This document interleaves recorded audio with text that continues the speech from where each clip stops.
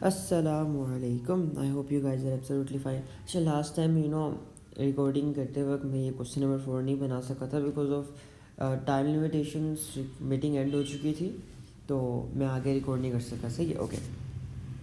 अच्छा, ये question number 4 जो होता है ये बच्चों को सीरियसली बहुत मुश्किल लगता है। एंड यहाँ पे ये कितने मार्क्स का है? ये आपके पास है 6 मार्क्स का क्वेश्चन है और इसमें कुछ नहीं करना आपने, ठीक है। वही बात है, पहले आपने गौर से पढ़ लेना है इसे एंड गौर से समझ लेना है, ठीक है। मैं फिर कुछ टिप्स बता रहा हूँ सॉल्व करने के लिए। अच्छा, अब इसके लिए तो आपने एक ही चीज़ सोचनी कि भाई लेबॉर्ट्री में खड़ा हूँ मैं एंड मेरे सामने सारे इक्विपमेंट्स हैं। बस एक काम आप लोगों ने ये करना है, ठीक है। इक्विपमेंट्स के नाम याद कराना है, ठीक है। जितनी चीज़ें होती हैं ना लेबॉर्ट्री में, उन चीज़ों के लिए बस नाम याद कराना, बाकी और मैं कुछ नहीं कह रहा। सही है, okay. A student has a converging lens. Converging lens का पता होगा इस तरह का होता है, अगर नहीं पता नीचे पिक्चर देख लेना, ठीक है। Converging lens and needs to determine its focal length. अच्छा जी, अब भाई हमने ना इस लेंस की फोकल लेंथ निकालनी है, ठीक है। क्या निकालनी है? फोकल लेंथ निकालनी है। अच्छा, और भाई वो कह रहे हैं plan an experiment that will enable the student to measure an accurate value for the focal length, ठीक है।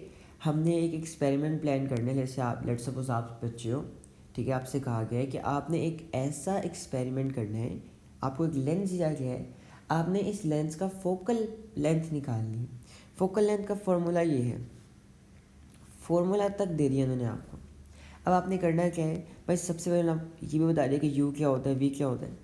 यू आपके पास है distance between object and the lens, ये ऑब्जेक्ट है, और ये लेंस है। Distance between object and the lens आपके पास क्या होता है? कहाँ है? यू, ठीक है। एंड द डिस्टेंस बिटवीन, यहाँ पे आपके पास बनेगी वो इमेज, ठीक है। यहाँ पे आपके पास इमेज बनेगी, यहाँ पे आपके पास एक कार्ड होगा। And length between the lens and the focus image, basically उसे हम बोलते हैं वी, ठीक है। फोकस इमेज और ऑब्जेक्ट, हाँ, एंड लेंस के दरमियान जो डिस्टेंस होगा ना, उसे आप लोग बोलते हो वी। सही है, अच्छा जी। तो उन्होंने आपको, देखो ज़रा, उन्होंने आपको सारा बता दिया कि आपने करना क्या है। आपने एक लेंस, ठीक है, एक लेंस का बेसिकली आपने फोकल पॉइंट, फोकल लेंथ निकालनी है। फॉर्मूला भी दिया हुआ है, ये भी बताया हुआ है कि एक एक चीज़ क्या रिप्रेजेंट कर रही है, ठीक है। अच्छा जी, और ओके, अब ये भी पढ़ लेना ध्यान से, ठीक है। The lamp basically is connected to a power supply. Lamp को आपने पावर सप्लाई से कनेक्ट किया हुआ है। इसको आप ऑन भी कर सकते हो, ऑफ भी कर सकते हो जब आप चाहो। अच्छा जी, अब आपने भाई एक्सपेरिमेंट बनाना है एंड उस एक्सपेरिमेंट में ये चीज़ें आपकी लाजमी हो। पहली चीज़, list any additional apparatus needed. अगर आपको कोई भी अपरेटिस चाहिए ना तो वो आप बताओ। Draw diagram of the arrangement of apparatuses labelling U and V. आपने यहाँ पे एक डायग्राम पूरी करनी है, ठीक है। जो जो अप्रेटिसेस आपने यूज़ किए हैं ना, आपने यहाँ पे बना के दिखाने कि आप कहाँ पे यूज़ कर रहे हो उन्हें। फिर आप ब्रीफली बताओगे कि आपने एक्सपेरिमेंट कैसे करना है। फिर आप कुछ टिप्स बताओगे, कुछ स्टेप्स बताओगे जिससे आपके पास फोकस इमेज जो आएगी वो बिल्कुल शार्प और एक्यूरेट होगी, ठीक है। फिर आप बताओगे जो रीडिंग्स आप निकालोगे उससे आप एफ कैसे डिटरमाइन कर सकते हो। अच्छा, सब कुछ आपके सामने पड़ा हुआ है। इस तरह का सर्किट आपके सामने बना हुआ है। रूलर, माइक्रोमीटर, शू गेज, कंपास, स्केल वगैरह हर चीज़ आपके सामने पड़ा है। ट्राइपॉड स्टैंड, हर चीज़, टेस्ट ट्यूब, बीकर, हर चीज़ पड़ा है, कोनिकल फ्लास्क, ठीक है। अब आप क्या करोगे? सबसे पहले उन्हें बताओ। सबसे पहले आप सबसे पहले बताओगे एनी एडिशनल अपरेटिस नीडेड। अच्छा जी, हमने बेसिकली यहाँ पे लेंथ निकाली है ना, यहाँ से लेके यहाँ तक की लेंथ और यहाँ से लेके यहाँ तक की लेंथ। तो लेंथ के लिए हम कौन सा अपरेटिस यूज़ करेंगे? ऑफ कोर्स ये लेंथ तो अब कोई किलोमीटर में तो होने वाली नहीं है या मीटर्स में होने वाली नहीं है। तो आप क्या यूज़ करोगे? मेजरिंग टेप या फिर मीटर रूल यूज़ कर लो मोर एक्यूरेट के लिए ना, दोनों में से कोई भी यूज़ कर सकते हो लेंथ निकालनी। तो मैंने कोई भी एडिशनल अपरेटिस बता दिया। यहाँ पे देखो, यहाँ पे लिखा भी है मेजरिंग टेप, ठीक है, या फिर आप रूलर यूज़ कर सकते हो। अच्छा जी। अच्छा, एक चीज़ और गौर करो, आपके पास इसकी जो इमेज है वो कहाँ फॉर्म होगी?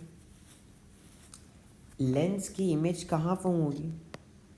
कहाँ फॉर्म होगी? यहाँ पे कुछ है ही नहीं है ना? कुछ है ही नहीं है। तो यहाँ पे आप एक कार्डबोर्ड स्क्रीन भी लगाओगे जहाँ पे इसकी इमेज फॉर्म होगी ना भाई, सही बात है ना? यहाँ पे आप एक कार्डबोर्ड स्क्रीन भी लगाओगे जहाँ पे इसकी इमेज फॉर्म होगी। जाहिर सी बात है, वरना इमेज कहाँ फॉर्म होगी भाई? हवा में तो नहीं फॉर्म होती ना। आपने अपने सामने यहाँ पे वो स्क्रीन भी लगा दी, ठीक है। अब आपने 2 एडिशनल अप्रेंटिसेस बता दिए। अच्छा, अब इनको बनाना भी है। पहले आप स्क्रीन बना लोगे इस तरह,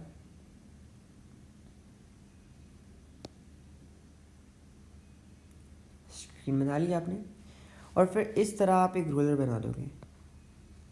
दिखाओगे ना कि मैं यहाँ पे लेंथ ले रहा हूँ।